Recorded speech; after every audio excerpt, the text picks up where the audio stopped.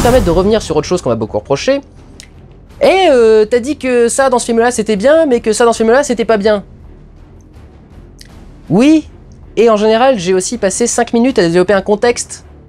Car du fait de la multiplicité des cinémas, chaque film est un cas particulier. Dans ma vidéo sur Batman, je loue les films de Schumacher, y compris Batman et Robin, qui va dans le cartoonesque dans l'idée de revisiter le design et l'esprit loufoque des premiers pas du super-héros. D'un autre côté, je dénonce l'orientation burlesque de Superman 3 au motif que cela ne colle pas du tout au personnage. C'est d'une logique imparable pourtant. Le burlesque est un genre basé avant tout sur la maladresse des personnages, et Superman, ou Clark Kent, n'est en aucun cas maladroit. D'une part, il est bien trop occupé à faire exprès de l'être pour ne pas être démasqué, et surtout, s'il était vraiment maladroit, il serait un danger mortel. Oui, presque pire que dans Man of Steel. Prenez cette simple scène. Il devrait décapiter la personne. Ça pourrait donner un truc intéressant d'ailleurs. Et ce n'est pas tant que Superman ayant toujours été le parfait boy scout, il est hors caractère de lui faire des gaffes potentiellement chères en dommages et intérêts. C'est en effet totalement justifié dans Man of Steel, qui fait exprès de redémarrer la licence pour offrir un traitement différent du personnage. D'autant qu'il n'est pas responsable, il ne fait que se défendre. C'est que le personnage ne devrait jamais se retrouver dans une situation pareille, car elle n'y est pas adaptée. Et puis tout simplement le film est mauvais, burlesque ou pas burlesque. Dans le cas de Batman, voilà une licence qui a connu de multiples itérations, parfois franchement différentes les unes des autres, dont certaines complètement farfelues. C'est Burton qui a donné cet univers sombre au Chevalier Noir, d'où découlent les dessins animés des années 90, qui est la seule référence d'une partie d'entre vous. Mais le traitement actuel doit-il nous forcer à tirer un trait sur les 40 années précédentes? Batman ne doit plus jamais être comique ou coloré? D'ailleurs, grâce à Batman et Robin et Superman Returns, je vais aborder un point qui est lié à ça. La différence entre un mauvais film et un film qui n'est pas ce que vous attendiez. Plus encore que le contenu réel de Batman et Robin, avec ses tétons, ses gorilles roses et ses wineliners de Schwarzy, ce qui ne plaît pas aux gens, c'est que ce ne sont pas les mêmes films que ceux de Burton. C'est aussi con que ça. Idem dans Superman Returns. Les détracteurs ont à peine pris le temps de voir si l'histoire était intéressante ou ce que montrait la mise en scène. Ce n'était pas ce qu'ils voulaient voir dans Superman. En 2006, 7 ans après Matrix, les gens voulaient voir Superman tout péter, un film sous cocaïne et qui va à 200 km/h où on ressent la violence des combats. En fait, ils auraient voulu Man of Steel 6 ans plus tôt. Mais n'est-ce pas totalement injuste? Ne même pas donner sa chance à une autre version que celle que ceux d'entre vous qui ont gueulé avaient en tête? Je veux dire, c'est quand même à ça que servent les artistes, non? Nous proposer des choses originales. Et c'est tellement difficile à faire en cinéma, qui est un art et une industrie. Enfin, chaque film est à prendre dans son contexte. On ne peut pas reprocher aux vieux films de ne pas être comme les sorties récentes, mais on ne peut pas non plus reprocher aux gens d'avoir des standards plus modernes.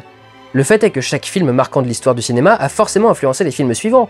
Dès lors, lorsqu'on revoit ces films, les codes qu'ils avaient révolutionnés ont continué à évoluer et le film paraît moins bon, voire quelconque. Par exemple, Orange Mécanique de Stanley Kubrick. Oui, je vais parler d'un film de Stanley Kubrick. À sa sortie, Orange Mécanique a tellement choqué qu'il a même été retiré des écrans au Royaume-Uni et Kubrick lui-même avait presque honte de son œuvre. Pourtant, quand on le voit maintenant, ça paraît un peu quelconque. Oui, il y a une femme qui se fait violer, mais depuis on a eu Irréversible. Oui, le héros envahit la maison, détruit quelques meubles et traumatise le vieil homme. Mais depuis on a eu Funny Games. Oui, le héros est torturé mentalement en étant soumis à des images violentes recouvertes par de la musique qu'il aime. Mais depuis on a eu le torture porn. En ce qui me concerne, après avoir vu Citizen Kane, j'avais pas l'impression d'avoir vécu une grande expérience de cinéma, mais c'est lorsqu'il est remis dans son contexte que le film impressionne. Ce jeune réalisateur qui fait une œuvre au cadre, mouvements de caméra et transitions spectaculaires et nouvelles sur le sens de la vie, a clairement dû chambouler son monde à l'époque. Le film ne m'a pas parlé, mais grâce au contexte, je sais en quoi c'est une œuvre majeure du cinéma. Mais pour résumer, c'est quoi ma façon de voir le cinéma? Qu'est-ce que j'apporte à tout ça? On m'a souvent reproché d'être prétentieux et le titre de cette émission est assez agressif. C'est quoi la logique derrière tout ça? Ça a commencé quand j'ai découvert les critiques de Nostalgia Critique. J'avais adoré le concept et le format, avec tout de même quelques réserves. Je me suis alors rendu compte qu'il y avait un espèce d'avis général, de consensus collectif quant à la qualité de certains films sur internet que personne ne contredisait jamais, ni ne remettait en question. J'ai vu des forums remplis de gens qui reprenaient tous les mêmes arguments et qui les 3/4 du temps ne les comprenaient même pas. Ensuite, j'ai reçu ma formation de cinéma. J'ai découvert comment fabriquer le cinéma, et j'ai compris que la façon de juger les films des critiques était souvent complètement faussée. J'ai compris ces notions de code, le fait que chaque décision, la plus infime du film, révèle une intention différente. Le simple fait de choisir de mettre un plan ou non, de le faire durer ou apparaître de façon subliminale, ce que l'on choisit de mettre dans le cadre et de ne pas mettre dans le cadre, la valeur du plan, tous ces mécanismes qui déclenchent une réaction instinctive chez nous, à laquelle certains sont plus sensibles que d'autres. Et ça a toujours été la base de mon travail. Je dis pas que je connais le cinéma mieux que tout le monde, j'ai pas des connaissances encyclopédiques et il manque encore plein de grands films. Je dis pas que je sais, je dis que je comprends. Ou en tout cas, j'essaye. Je sais faire la distinction entre ce qui me plaît et ce qui est bon. Par exemple, j'ai longtemps eu Michael Haneke en ligne de mire parce que je détestais viscéralement ses films. Et j'ai toujours su pourquoi. Je déteste les films de Haneke parce que c'est un réalisateur froid, qui déteste ses personnages autant qu'il méprise son public, et parfois même sa profession. Mais comment j'en viens à cette conclusion? Parce que j'analyse sa mise en scène, j'essaye de comprendre pourquoi. Why? Pourquoi il prend des décisions si horribles. Et surtout, je ne peux qu'admettre que c'est parfaitement réussi. Je déteste l'œuvre d'Haneke parce que Haneke est brillant et transmet donc sa vision du monde dans ses films, et c'est parce qu'il les transmet aussi bien que je le déteste. Mais je sais faire la distinction entre les deux. Même si vous me le demandez tous, je ne ferai probablement jamais de vidéo sur Stanley Kubrick, parce que la seule chose que j'ai à lui reprocher, c'est que ses films sont froids. C'est tout. Il fait pas un mauvais travail, il fait un travail qui ne me plaît pas. Faites un parallèle en prenant une situation inverse, les nanars. Voilà une catégorie de films qu'on regarde en sachant pertinemment qu'ils sont nuls, mais ça nous fait rire. On arrive à trouver du plaisir à visionner un film complètement pourri.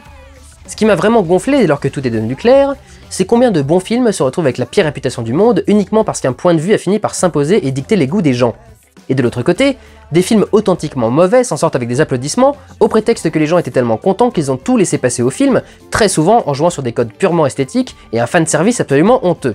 J'ai donc voulu prendre la défense des bons films malheureux, attaquer les daubes hissées on ne sait trop comment au rang de chef-d'œuvre, et vous transmettre un maximum de ce que je sais analyser pour que vous voyiez différemment vos films.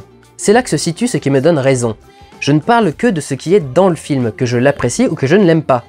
Je n'ai pas raison d'aimer tel ou tel film, mais je vous montre tous les arguments que j'ai pour justifier mon point de vue, et toute la question est, maintenant que vous savez que c'est là, est-ce que vous recevez le film différemment? En fait, la seule chose pour laquelle vous ayez tort, c'est d'avoir cru qu'il n'y avait dans le film que ce que vous y avez vu, et de vous être basé sur vos émotions pour émettre un jugement empirique. Quand quelqu'un n'est pas du même avis que moi, tant pis, tant mieux même. Le cinéma est multiple.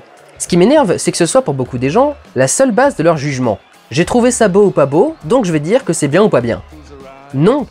Ce film est une œuvre personnelle, et notre appréciation du film est personnelle. Ça n'a rien à voir avec la qualité du film. Certaines histoires nous parlent plus que d'autres, certains personnages, certains enjeux. Mais alors si vous n'aviez pas tort, pourquoi être aussi agressif dans mes vidéos? Parce que l'objectivité est neutre émotionnellement, et le cinéma étant un art, l'émotion y est prépondérante. Je voulais présenter mes arguments avec force, comme des vérités générales, parce que c'était exactement le format des critiques internet. La plupart à l'époque ne traitaient que de films qu'ils détestent et ne laissent jamais le choix quant à leur point de vue. J'ai repris exactement le même concept pour en retourner les codes, comme au cinéma. J'ai fait une émission où j'allais systématiquement prendre le contre-pied de la vie générale et le présenter avec autant de force et de conviction. Mais pour l'agressivité, vous avez déjà vu la réaction des gens quand on émet un avis différent de la majorité? Go and boil your bottom, sons of a silly person! I'll blow my nose at you!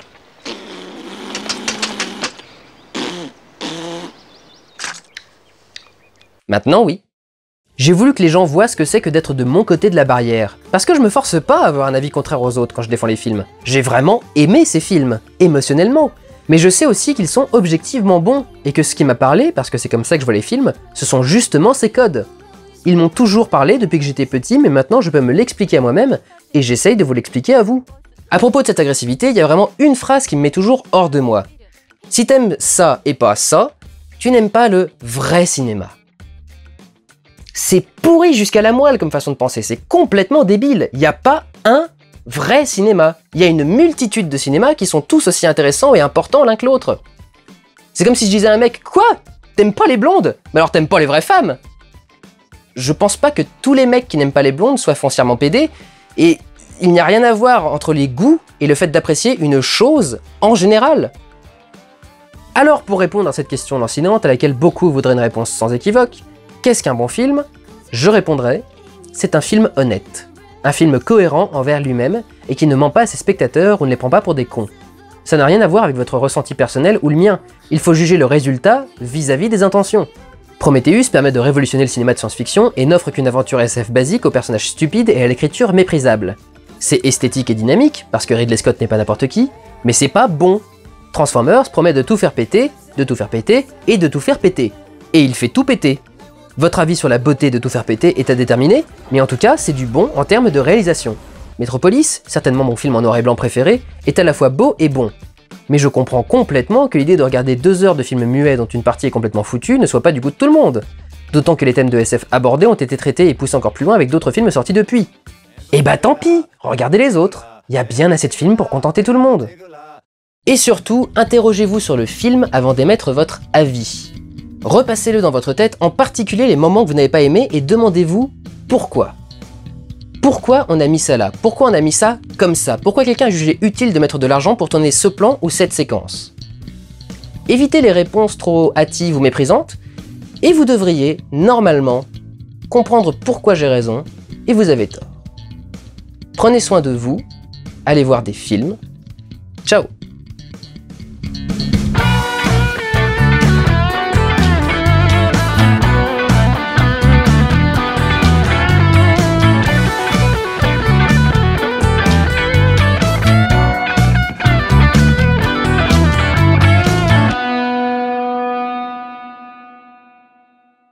Ça va peut-être paraître un peu tardif, mais certains commentaires ou certaines remarques de... J'ai donc décidé de faire votre...